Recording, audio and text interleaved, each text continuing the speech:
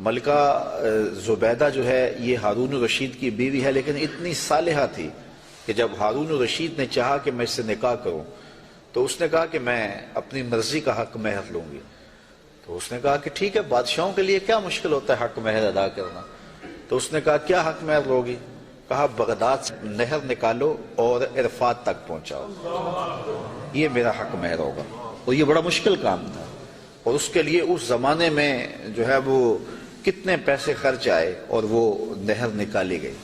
اور جب وہ نہر جاری ہو گئی تو جو خادم تھے انہوں نے آ کے حساب پیش کیا ملکہ کو کہ یہ اس کا حساب ہے، اتنے پیسے خرچ آئے ہیں۔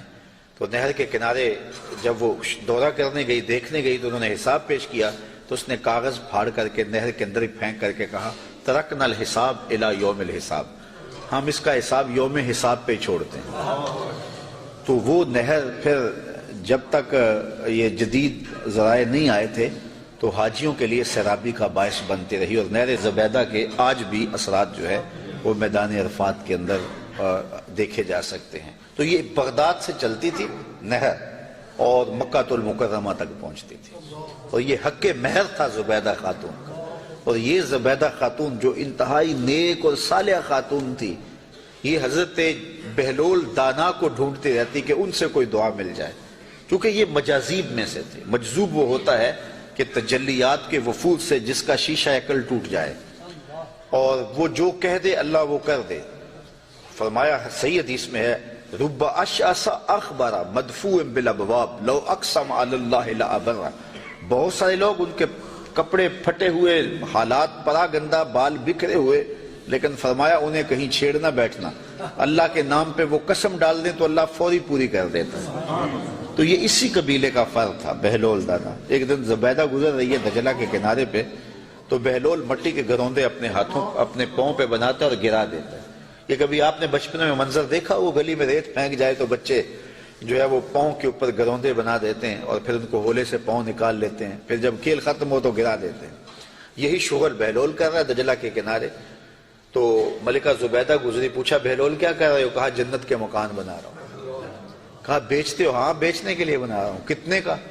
کہا کہ 10 روپے کا، فرض کرو 10 روپے کا ایک مکان بیچ رہا ہوں۔ 10 روپے کیا ہوتے ہیں؟ اس نے 10 درہم نکالے، بہلول کو دیے۔ بہلول نے پیسے دیکھے اور دجلہ میں پھینک دیے، اور ایک کے گرد دائرہ کھینچ کے کہا یہ تمہارا ہوا۔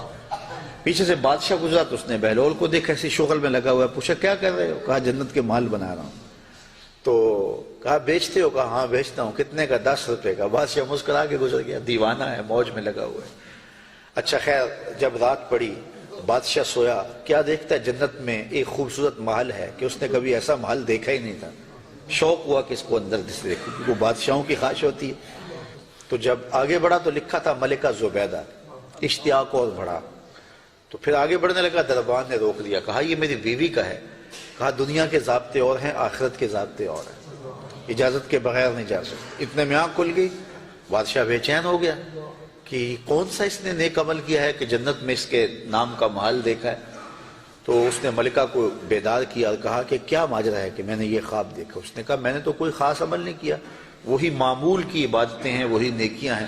ہاں یاد پڑا، آج میں گزر رہی تھی راستے میں دجلہ کے کنارے، بہلول بیٹھا تھا اور وہ محل تعمیر کر رہا تھا، وہ گروندے، اور کہہ رہا تھا یہ جنت کے محل ہیں۔ تو میں نے کہا کہ ٹھیک ہے، اپنی موج میں ہے، تو ایک میں نے اس سے خرید لیا تھا۔ بادشاہ سر پکڑ کے بیٹھ گیا، وہ تو مجھے بھی کہتا تھا، اور میں دیوانے کی بھیڑ سمجھا اور آگے گزر گیا۔ اگلے دن بادشاہ قصدن گزرا، ہارون الرشید قصدن گزرا، اور دل میں تھا کہ آج بہلول اسی شغل میں دوبارہ مل جائے تو کیا اچھا ہو۔ اگلے دن دیکھا تو بہلول وہاں بیٹھا ہوا ہے اور وہی کام کر رہا ہے۔ بادشاہ خوش ہوا، کہا بہلول کیا کر رہے ہو؟ اب دل دھڑک رہا تھا کہ جواب کل جیسا ملے۔ کہا جنت کے محل بنا رہا ہوں۔ بادشاہ کے دل کو تسلی ہوئی، کہا بیچتے ہو؟ کہا ہاں بیچنے کے لیے بنا رہا ہوں۔ کہا کتنے کا؟ کہا آدھی حکومت لگے گی۔ کہا کل تو 10 روپے کا کہتے ہو۔ کہا ہاں کوئی اور آئے تو اس کے لیے 10 روپے کا۔ کہا تو میرے لیے اتنا مہنگا کیوں؟ کہا تم دیکھ کے جو آئے ہو۔ تو بات یہ ہے کہ یہ سعدی نے کہا تھا، سعدیہ نزدیک رائے عاشقاں، خلق مجنو نندو مجنو آ کے لست۔